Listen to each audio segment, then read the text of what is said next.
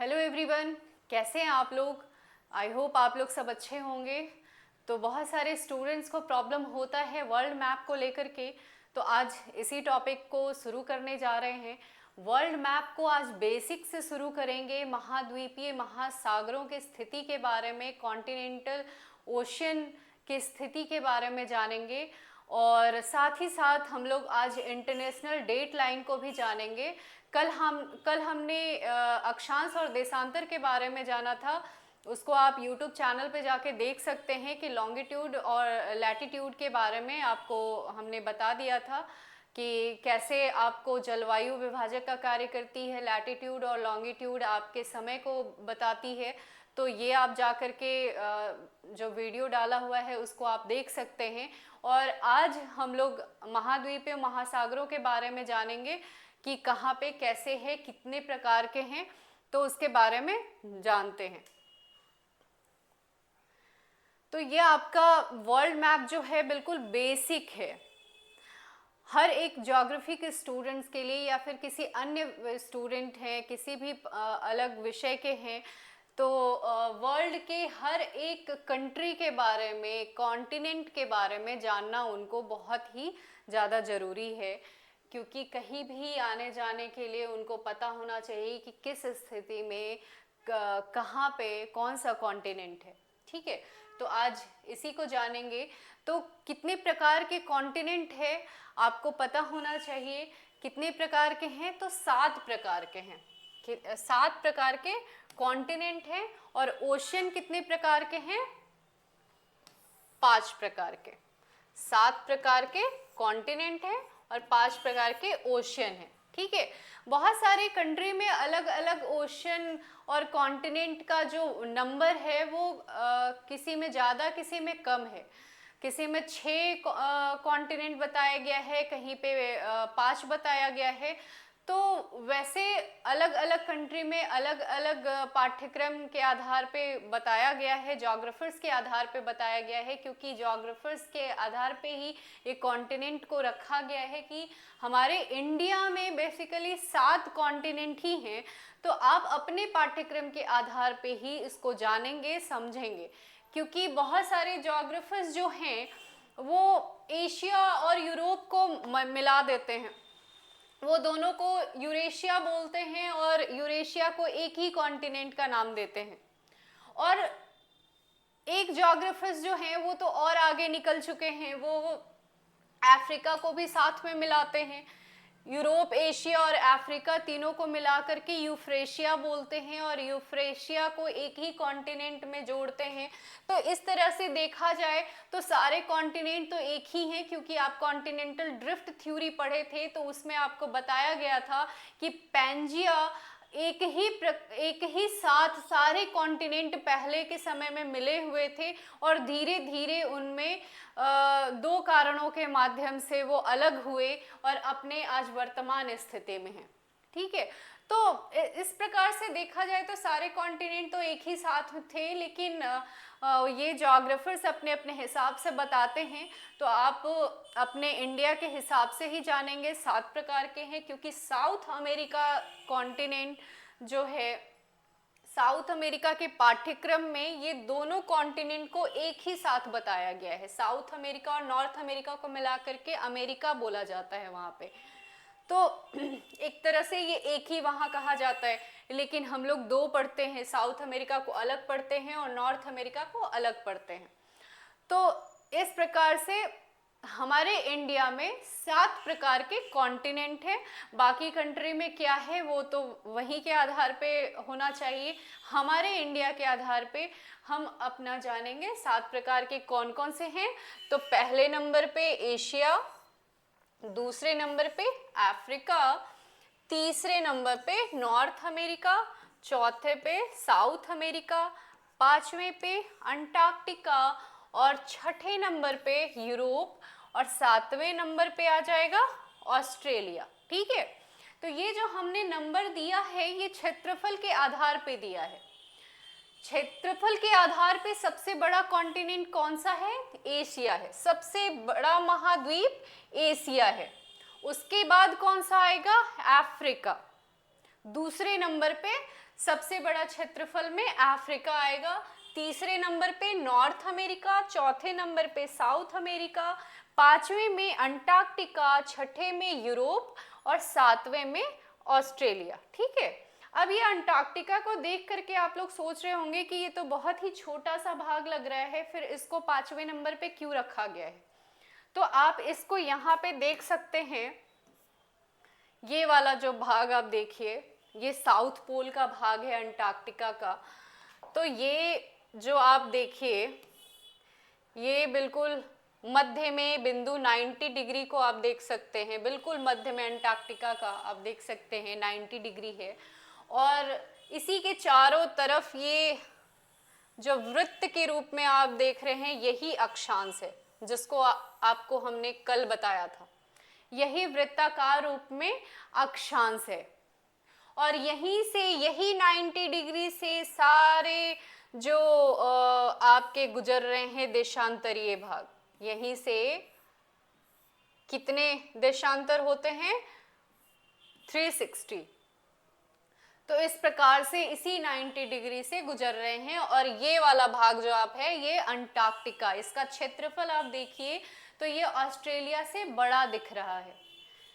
ठीक है, तो इसीलिए इसको पांचवें नंबर पे रखा गया है। ये नॉर्थ साउथ पोल पे है, बिल्कुल 90 डिग्री इसके मध्य में है। और यहीं से देशांतरीय रेखा, ये अक्षांश वृत्त, और यहीं पे आप देख रहे हैं ये बिंदु के आकार में है, इसलिए इसको अक्षांश रेखा में गिना नहीं जाता है, ये अक्षांश ही इसको बोलते हैं, 90 डिग्री अक्षांश। ठीक है, इसीलिए इसको अक्षांश रेखा जैसे ही काउंट किया जाए तो 90 डिग्री को माइनस कर दिया जाता है। तो यहाँ पे आप देखिए अंटार्कटिका का क्षेत्रफल। और अभी हमने 7 प्रकार के कॉन्टिनेंट को देख लिया। अब देखेंगे कि 5 प्रकार के आपके ओशियन कौन कौन से हैं, महासागर कौन कौन से हैं।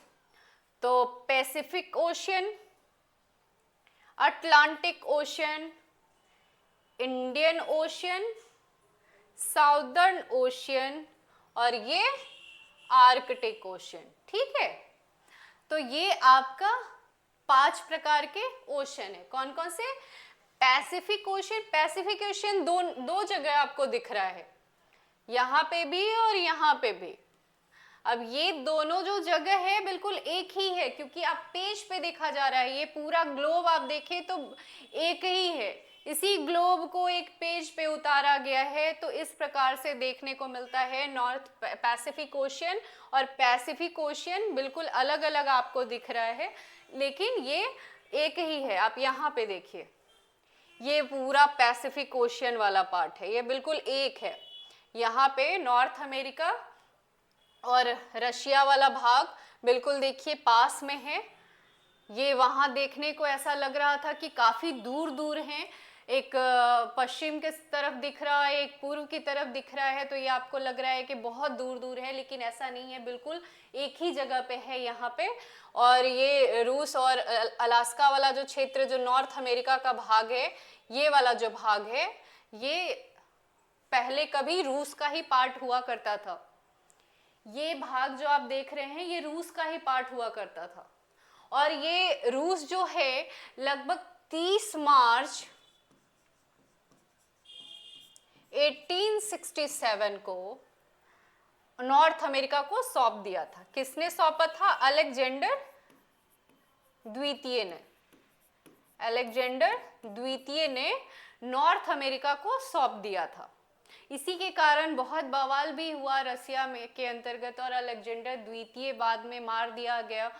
लेकिन नॉर्थ अमेरिका को मिलने के बाद बहुत लाभ हुआ, क्योंकि ये जो क्षेत्र है अलास्का का क्षेत्र काफ़ी रिच एरिया है, क्योंकि यहाँ पे बहुत सारे माइंस देखने को मिलते हैं, नेचुरल गैस देखने को मिलता है, यहाँ पे गोल्ड माइंस, डायमंड का माइंस, सारा जो चीज़ें हैं यहाँ पे बहुत अधिक मात्रा में पाया जाता है, और काफ़ी रिच एरिया है ये, जिसके कारण नॉर्थ अमेरिका को बहुत लाभ हुआ है।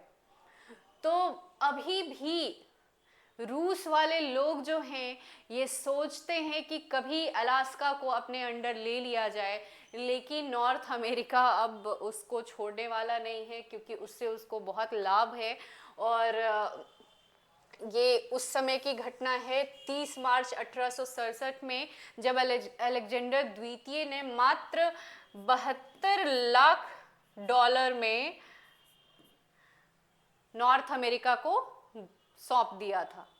मात्र 72 लाख में, समझिए कि बहुत कम है, लेकिन फिर भी नॉर्थ अमेरिका को अलास्का मिल गया और उसके कारण उनको बहुत लाभ है। और अभी रशिया उसको देख करके अब क्या ही किया जा सकता है, जो अपना निकल चुका वो निकल चुका है। तो ये वाला भाग आप देखिए कि बिल्कुल पास पास में है, और ये पैसिफिक ओशियन बिल्कुल एक ही साथ है। इसको आप अलग अलग नहीं समझेंगे, ऐसा नहीं समझे कि ये दो जगह पे है पैसिफिक ओशियन, ये बिल्कुल एक साथ ही है। और इधर में अटलांटिक ओशियन है, यहाँ पे इंडियन ओशियन है, ठीक है। तो यहाँ पे आप देख सकते हैं इस तरह से। ये पूरा मैप आपको समझना पड़ेगा, क्योंकि नॉर्थ अमेरिका, साउथ अमेरिका, एक और चीज़ें आती हैं ओशनिया, ठीक है, जिसके बारे में आपको समझना है। ये देखिए आपका आर्कटिक ओशन, जो आपने देखा आर्कटिक ओशन जो ऊपर में बहुत छोटा सा लाइन में आपको दिखता है, ये आर्कटिक ओशन कितने बड़े क्षेत्रफल में फैला हुआ है। ये नॉर्थ पोल है, हमने साउथ पोल को देख लिया था, यहीं पे आप देखिए ये नॉर्थ पोल है, बिल्कुल 90 डिग्री के बीचों बीच है आर्कटिक ओशन के, और कितने बड़े क्षेत्रफल में है, ठीक है। तो ये आर्कटिक ओशन है आपका। अब आएंगे ओशनिया के बारे में। ओशनिया क्या है? ओशिनिया, जिसे कभी कभी ऑस्ट्रेलिया और ओशिनिया कहा जाता है, एक विशाल भौगोलिक क्षेत्र है जो मुख्य रूप से Australia, New Zealand, Papua New Guinea और अन्य महासागरीय द्वीपों का समूह है, ठीक है। तो इसके अंतर्गत क्या क्या आता है? Australia, New Zealand, Papua New Guinea, Micronesia, Melanesia और पॉलिनेशिया, ये 6 प्रकार के जो द्वीप हैं सबको मिला करके बनाया गया है ओशिनिया। ऐसे तो ऑस्ट्रेलिया कॉन्टिनेंट ही बोला जाता है, लेकिन कहीं कहीं पे ओशिनिया भी इसको अलग से देखा जाता है। इस ओशिनिया के अंतर्गत ये सारे आते हैं। तो ओशिनिया आपको ध्यान में रखना पड़ेगा कि ओशिनिया क्या है, क्योंकि बहुत जगह पे क्वेश्चन पूछ दिया जाता है कि ओशिनिया के अंतर्गत कौन कौन से द्वीप आते हैं। तो Australia, New Zealand, Papua New Guinea, Micronesia, Melanesia, Polynesia, ये सब ऑस्ट्रेलिया के नज़दीक वाले जो द्वीप हैं, छोटे छोटे द्वीप, उन सबको ये जोड़ करके ओशनिया बनाया गया है, ठीक है। तो ये ओशनिया के बारे में भी आपको ध्यान में रखना है। अभी आते हैं international date line. International date line आप देखिए, आपने कल देखा था समय को 0 डिग्री, जो आपका देशांतरीय रेखा बताया गया था, उस 0 डिग्री को यहाँ पे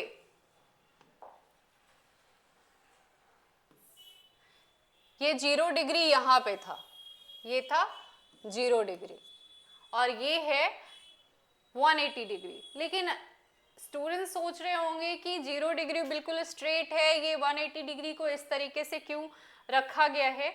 तो इसका कारण ये है कि यहाँ पे बहुत सारे कंट्री हैं, छोटे छोटे छोटे छोटे द्वीप हैं, ठीक है।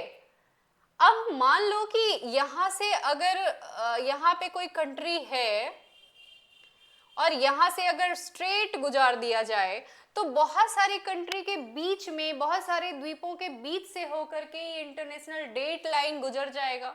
तो एक ही कंट्री के अंतर्गत आप देखेंगे कि किसी में संडे हो रहा है, किसी में मंडे हो रहा है। तो इसको सही करने के लिए इस प्रकार से किया गया। ये बिल्कुल 8 बार मुड़ा हुआ है, ठीक है। ये इंटरनेशनल डेट लाइन जो है 8 जगहों पे मोड़ा गया है। उसका कारण है कि इसके बीच में बहुत सारे द्वीप, कंट्री वगैरह आ रहे थे। तो इसी के कारण यहाँ पे मोड़ा गया है, ये बिल्कुल स्ट्रेट ना होकर के इस फॉर्म में है, ठीक है।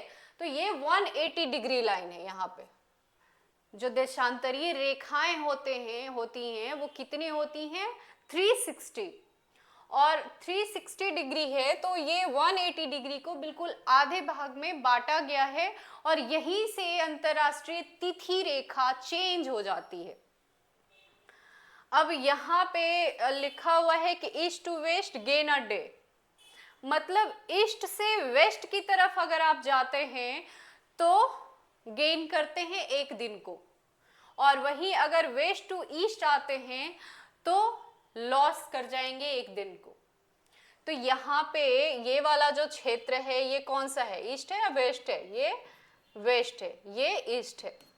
अब यहाँ पे ये 0 डिग्री है, ये मान लो, अभी आप यहाँ देखो,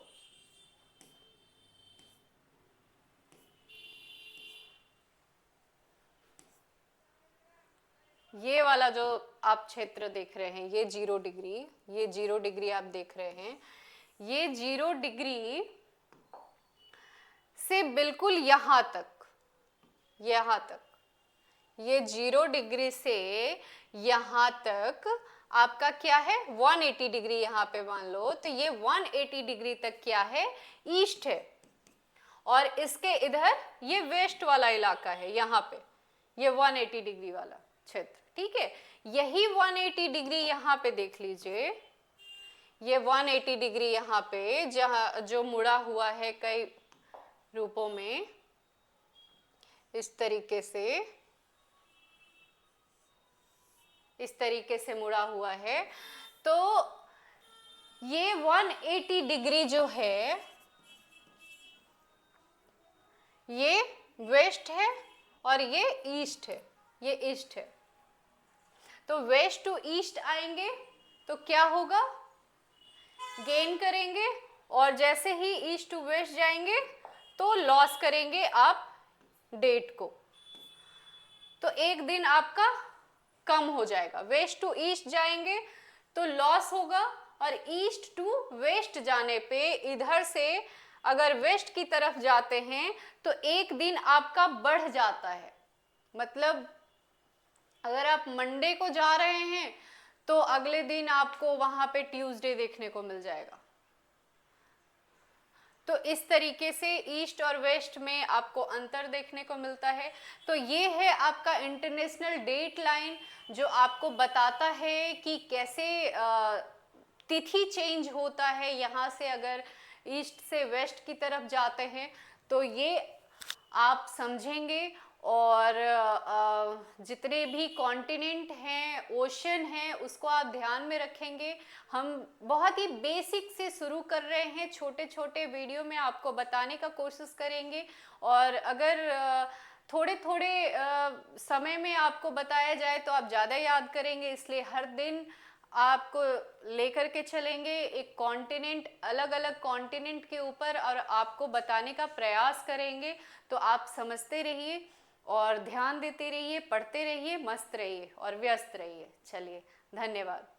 अगर आपको वीडियो पसंद आता है तो इस चैनल को सब्सक्राइब जरूर कीजिए। धन्यवाद।